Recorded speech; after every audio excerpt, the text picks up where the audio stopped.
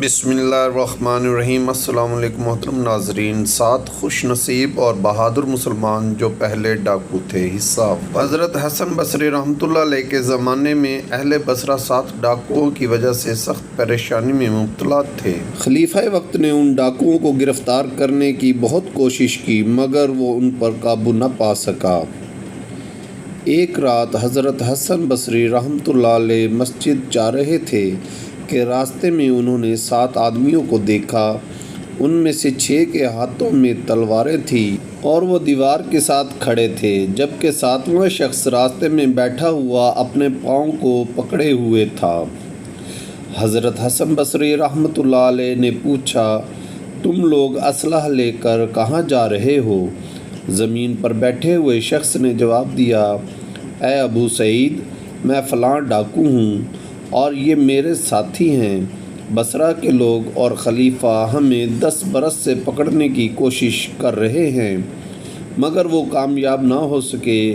ہم آج ایک دکان پر نقب زنی کے لیے نکلے تھے۔ جب یہاں پہنچے تو میرا پاؤں ایک جلے ہوئے انگارے پر آ گیا جس سے میرا پاؤں جل گیا، لیکن میرے دل میں اس سے زیادہ جلن محسوس ہوئی۔ میں نے سوچا، جب میں دنیا کی اس معمولی آگ کو برداشت نہیں کر سکتا تو آخرت کی آگ کیسے برداشت کروں گا؟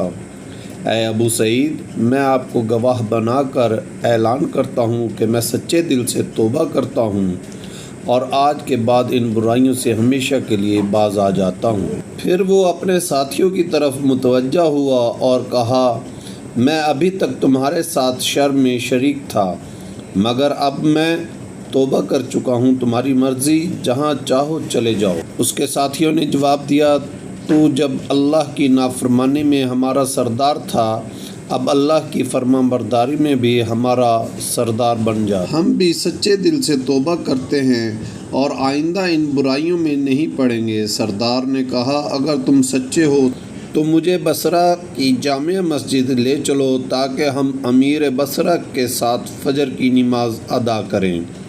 نماز کے بعد میں اعلان کروں گا کہ اے امیر، میں فلاں ڈاکو ہوں اور یہ میرے ساتھی ہیں۔ آپ ہمیں 10 سال سے تلاش کر رہے تھے مگر کامیاب نہ ہو سکے۔ اب ہم نے اللہ کے لیے توبہ کر لی ہے۔ آپ کی مرضی، ہمیں سزا دیں یا اللہ کے لیے معاف فرما دیں۔ سب ساتھی راضی ہو گئے اور مسجد چلے گئے۔ فجر کی نماز کے بعد سردار نے کھڑے ہو کر وہی اعلان کیا جو طے کیا تھا۔ امیر بصرہ یہ سن کر رو پڑے اور فرمایا، اللہ تو توبہ قبول فرمانے والا ہے، میں تم سب کو اللہ کے لیے معاف کرتا ہوں۔ سردار نے کہا، اے امیر، ہماری کچھ مدد کیجیے تاکہ ہم ترسوس جا کر جہاد کر سکیں۔ امیر نے ان سب کو گھوڑے، مکمل اسلحہ اور 50 دینار دے کر رخصت کیا۔ یہ ساتوں ترسوس پہنچے۔ کچھ دن بعد خبر ملی کہ رومیوں نے مملکت اسلامیہ پر حملہ کے لیے لشکر بھیجا ہے جس میں 2 بڑی صلیبیں اور 20,000 جنگجو شامل ہیں۔ مسلمانوں کا لشکر بھی دفاع کے لیے روانہ ہوا اور یہ ساتوں بھی ساتھ ہو لیے۔ جب دونوں لشکر آمنے سامنے ہوئے تو ان ساتوں نے کہا، جب ہم گناہ میں کسی کے محتاج نہ تھے تو اب اللہ کے راستے میں لڑنے میں کیوں کسی پر بھروسہ کریں؟ انہوں نے طے کیا کہ ہم پیچھے سے حملہ کریں گے۔ چنانچہ لڑائی شروع ہوتے ہی انہوں نے مشرکین پر عقب سے دھاوا بولا اور انہیں شکست دے دی۔ رومی بادشاہ نے خبر سن کر غصے سے کہا، 7 آدمیوں نے میرے لشکر کو شکست دی۔ اس نے ایک اور جرنیل کو 3 صلیبیں اور 30,000 کا لشکر دے کر ترسوس بھیجا۔ وہی ہوا، ساتوں نے پھر پیچھے سے حملہ کیا اور دشمن کو شکست دی۔ اب بادشاہ نے 40,000 کا لشکر اور 4 صلیبیں دے کر آخری جرنیل کو ترسوس روانہ کیا اور حکم دیا، اگر فتح ہو جائے تو شہر کے مردوں کو قتل کر دینا، عورتوں اور بچوں کو قیدی بنا لینا، اور اگر فتح نہ ہو سکے تو ان 7 کے سر لے کر آنا۔ مسلمان حسب سابق مقابلے کے لیے نکلے۔ وہ 7 جانباز بھی اپنی پچھلی حکمت عملی کے تحت لشکر سے الگ ہو کر دشمن کے عقب میں جا پہنچے۔ جب لڑائی شروع ہوئی تو انہوں نے پیچھے سے حملہ کر دیا اور دشمن کو بھاری نقصان پہنچایا، مگر اس بار اچانک ان 7 کے پیچھے سے رومیوں کا وہ 10,000 کا چھپا ہوا لشکر نکل آیا جسے پہلے سے پہاڑوں میں چھپایا گیا تھا۔ یوں یہ 7 بہادر گھیرے میں آ گئے اور بالآخر گرفتار کر لیے گئے۔ جب رومی لشکر واپس پہنچا تو ان کا جرنیل بادشاہ کے دربار میں حاضر ہوا، سجدہ کیا اور کہا، میں ان 7 کو گرفتار کر کے لے آیا ہوں۔ بادشاہ نے درباریوں سے مشورہ کیا کہ ان کے ساتھ کیا سلوک کیا جائے۔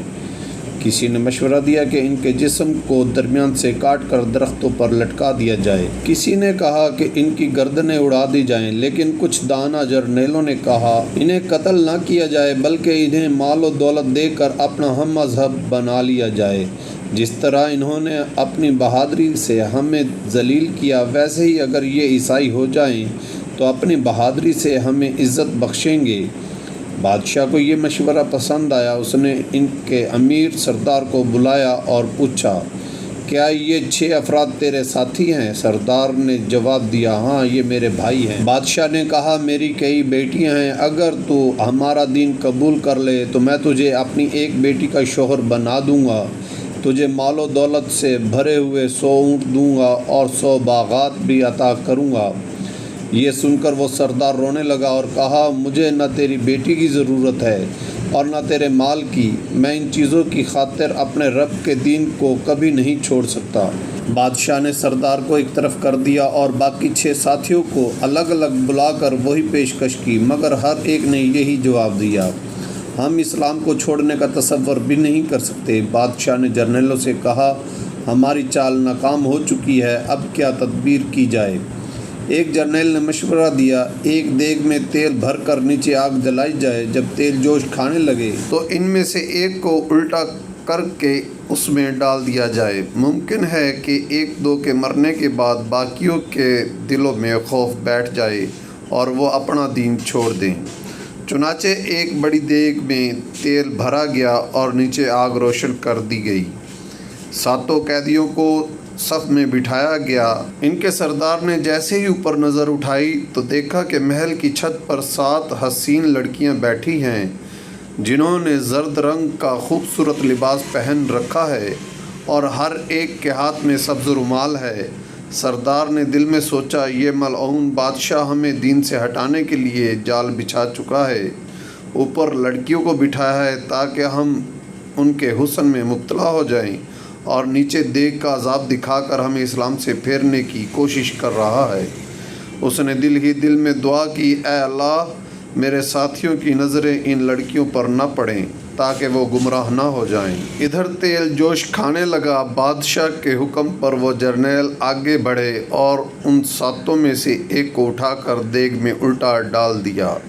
وہ جوان تیل میں گرتے ہی پکار اٹھا، میرے دوستو، تم پر سلامتی ہو، گھبرانا مت، یہ تو تھوڑی دیر کی تکلیف ہے، جبکہ جہنم کا عذاب دائمی ہے۔ میں گواہی دیتا ہوں کہ اللہ تعالیٰ کے سوا کوئی معبود نہیں، اور میں گواہی دیتا ہوں کہ محمد صلی اللہ علیہ وآلہ وسلم اللہ کے رسول ہیں۔ سبحان اللہ۔